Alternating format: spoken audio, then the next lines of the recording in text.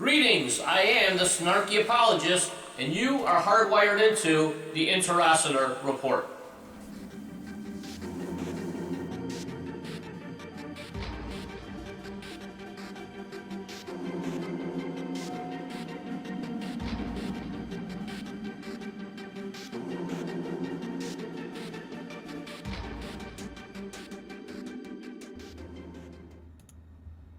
People often wonder why it's so hard for people to leave cult groups, even when they've been made aware of the damning facts about the group. Even more mystifying is the loyalty that people exhibit towards their group long after they've left on their own or have been kicked out. People who have been horrendously treated by their former friends in the group still carry an immense amount of loyalty to them. They can become very angry and spring to the defense of their former associates if someone correctly labels them as a cult group. The Daily Herald newspaper of April 6, 1997, ran an Associated Press article about a former member of the Heaven's Gate cult whose own daughter was one of those who died in the mass suicide of that group in that spring. In the article, Lorraine Wilbur, who claimed to be one of the founders of the group, defended not only her daughter's choice to take her life, but also cult leader Marshall Applewhite. He led the others to their death through his imaginative teachings that he claimed to have channeled from beings of a higher level than humans. The article stated that she disliked the term cult, preferring to call the group the Fellowship.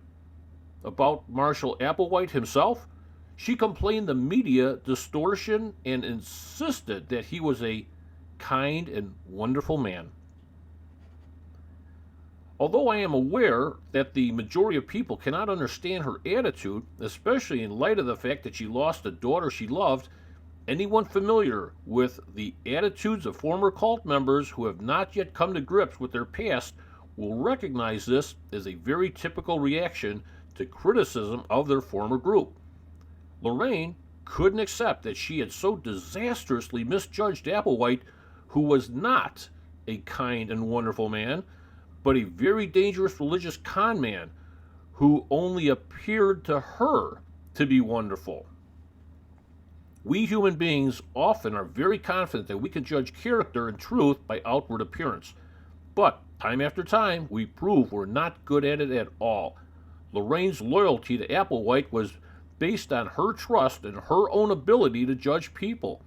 This loyalty was likely strengthened by the sad truth that she was, indeed, partly responsible for her own daughter's death. If she were to accept that her judgment had failed her, she would have to admit this fact of her own part in her own daughter's suicide. I'm sure many readers will remember the interview of two former members of Heaven's Gate on CBS's 60 Minutes. The interviewers seemed incredulous to learn that both men were still believing that Applewhite was right, and their former associates were, at that very moment, speeding through space aboard the spacecraft that was hidden behind the Hale-Bopp comet.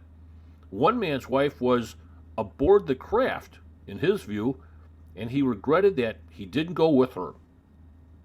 Why would he persist in this belief when there was no rational reason for it?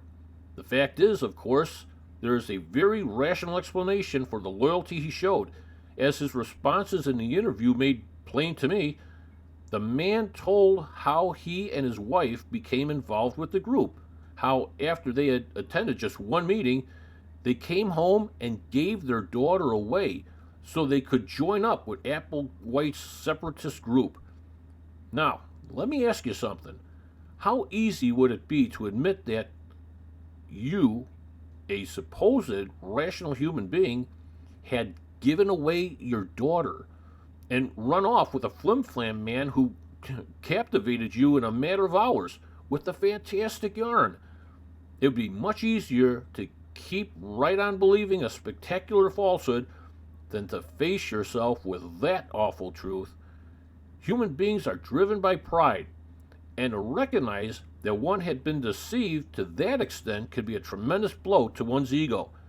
Considering how difficult it could be for human beings to admit having made a poor restaurant choice or to have taken a wrong turn on the highway, Imagine the devastating embarrassment and shame of admitting to a judgment error of this magnitude. The consequences of this former member's choice was so horrendous, his child abandoned by her parents and his wife now dead, that the Hale-Bopp theory of Applewhite's just had to be true for this man to live with himself. The level of loyalty one exhibits towards the group one left is often directly related to the magnitude of the sacrifices made. Sacrifices that would appear very foolish indeed if they turn out to be needless sacrifices after all. Such sacrifices are not always life and death as this man's were, but they still can be compelling reasons to refuse to accept the truth about whatever cult group one happens to be involved with. For example, imagine you.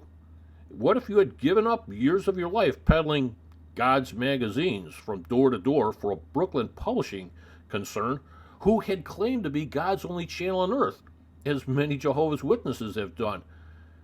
You had given up holidays and birthday celebrations. You had deprived your children not only of these but normal childhood activities such as sports involvement or perhaps higher education.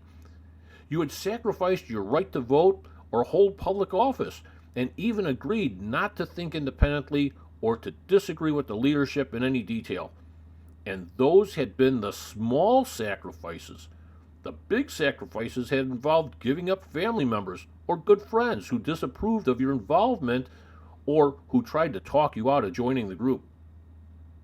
How easy would it be to admit that you had been deceived? How foolish would you feel to accept it, no matter how much confirming evidence you were shown that the Watchtower Bible and Tract Society, though seemingly mainstream, is a destructive cult whose policies have caused the death of many more people than Jonestown and Waco put together?